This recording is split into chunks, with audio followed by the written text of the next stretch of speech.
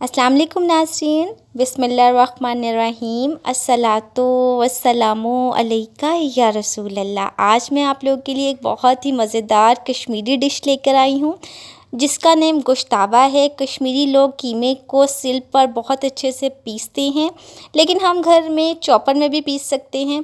कीमा बहुत ज़्यादा सॉफ्ट होना चाहिए। अगर आपने 1 किलो कीमा लिया है तो 1/4 1 पाव आपको इसमें फ़ैट ऐड करना है। स्पाइसेस इसमें ज़्यादा ऐड नहीं किए जाते। 4 से 5 अदद मैंने बड़ी इलायची के बीज जो हैं वो बारीक पीस के ऐड किए हैं। काली मिर्च इसमें ऐड की गई है। नमक इसमें आप ऐड करें। प्याज जो है वो बिल्कुल चॉप कर लें और पानी जो है प्याज का निकाल दें और वो भी इसमें ऐड किया जाएगा। लहसुन अदरक की पेस्ट ऐड की जाएगी। इसको अच्छे से मिक्स कर लें और कोफ्ते के मुताबिक की तरह आपने इसमें बॉल बना लेने हैं। एक साइड पे हम यखनी बनाएंगे। यखनी बनाने के लिए हमें लहसुन चाहिए, तेज़ पत्ता चाहिए, बड़ी इलायची चाहिए, छोटी इलायची चाहिए, दालचीनी चाहिए, काली मिर्च साबुत चाहिए और सौंफ चाहिए। सौंफ इसमें क्वांटिटी थोड़ी ज़्यादा होगी। पानी को थोड़ा सा गर्म कर लें।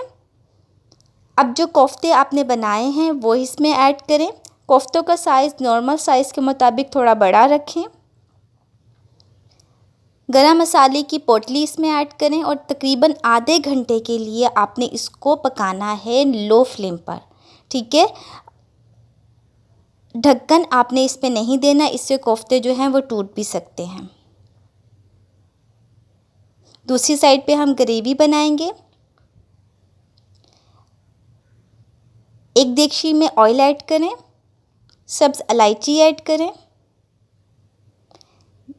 मैं यहाँ दही आधा किलो ले रही हूँ और आपने दही को ब्लेंड कर लेना है अच्छे से ताकि गुठलियाँ ना बने।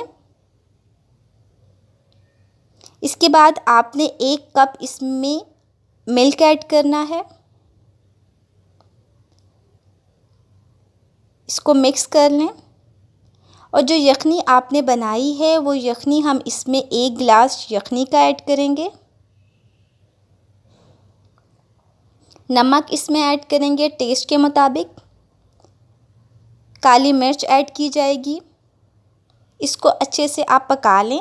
10 से 15 मिनट तक आप इसको पकाएं। पकाने के बाद आपने जो कोफ्ते हैं वो इसके अंदर ऐड करने हैं। कोफ्ते ऐड करने के बाद आपने इसको तकरीबन आधे घंटे के लिए लो फ्लेम पर पकाना है। ठीक है, जब ग्रेवी थोड़ी सी गाढ़ी हो जाए तो आप चूल्हा बंद कर सकते हैं।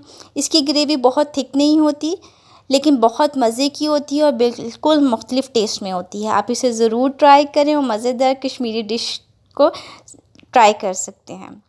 ओके नाज़रीन, अल्लाह हाफ़िज़, जज़ाकल्लाह, शुक्रिया।